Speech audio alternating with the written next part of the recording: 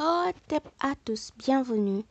Vous êtes sur Kama Voice, la chaîne qui fait la promotion des humanités classiques africaines, mais également qui vous propose des sujets sur des thématiques bien données. Et c'est en ma compagnie, je suis Aza Ayan Sali, la curieuse du savoir.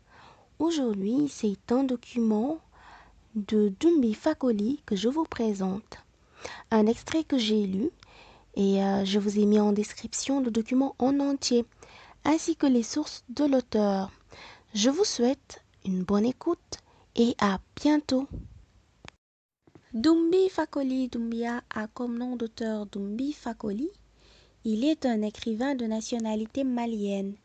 Né en 1944, agrandi au Sénégal, il a fait ses études supérieures en France. Panafricaniste et citoyen du monde noir, il est un grand initié de religion traditionnelle africaine. Il est auteur de plusieurs livres, essais et de littérature de jeunesse. Dumbi Fakoli affirme que la renaissance de l'Afrique nécessite l'abandon des religions abrahamiques par le peuple négro-africain au retour à leur spiritualité africaine. Il est le président de 3 RNA Maya, anime souvent des ateliers, émissions et conférences sur la spiritualité africaine. Je vous ai mis en description les liens pour avoir accès à certaines de ses œuvres. Alors, sachant que les Kamites sont les civilisateurs de l'humanité, l'existence d'un Dieu ne nous est pas inconnue du tout. Et nous allons le voir avec ce document écrit par Dumbi Fakoli qui a pour titre « Dieu est né à Kamita en Afrique noire ». Patrie de l'humanité, l'Afrique noire a été le premier champ d'action où les premières créatures pensantes, le couple primordial négro-africain, ont acquis la notion du temps dans la trinité de celui-ci, le passé, le présent et l'avenir.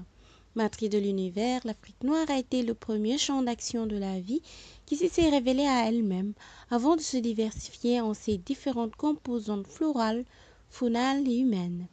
Matrice de l'humanité, l'Afrique noire a été le premier champ d'action où les premières créatures pensantes, le couple primordial négro-africain, ont acquis la notion du temps dans la trinité de celui-ci, le passé, le présent et l'avenir.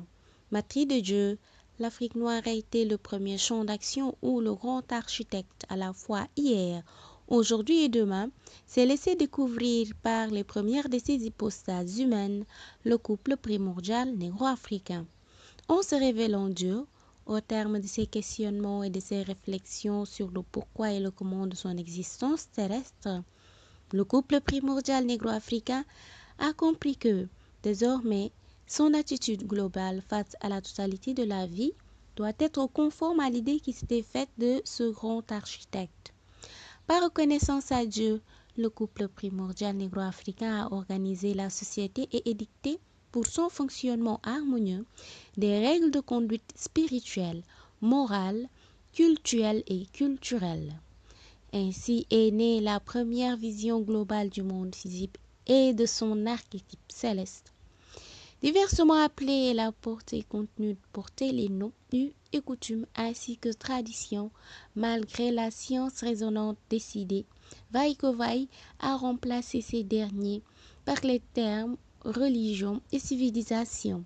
Terminologie récente créée pour semer la confusion, la religion et la civilisation véhiculent le même contenu que les us et coutumes ou la tradition, c'est-à-dire l'ensemble des comportements et attitudes propres à un peuple dans sa relation à Dieu, à lui-même, à ses semblables, à son environnement visible et invisible, c'est-à-dire l'enseignement des cérémonies commémoratives destinées à entretenir la mémoire du passé.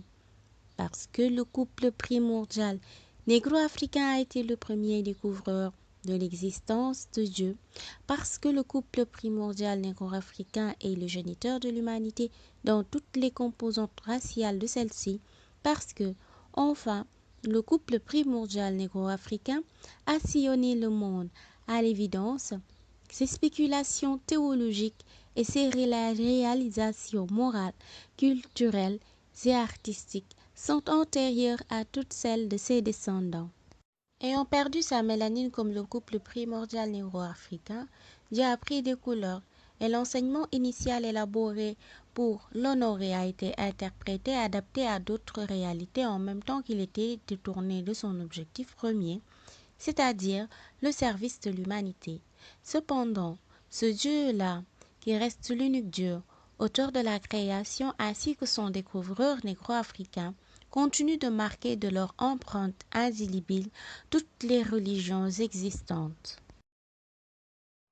Voilà, c'était tout pour cette séance, les Campfighters. Merci de l'attention.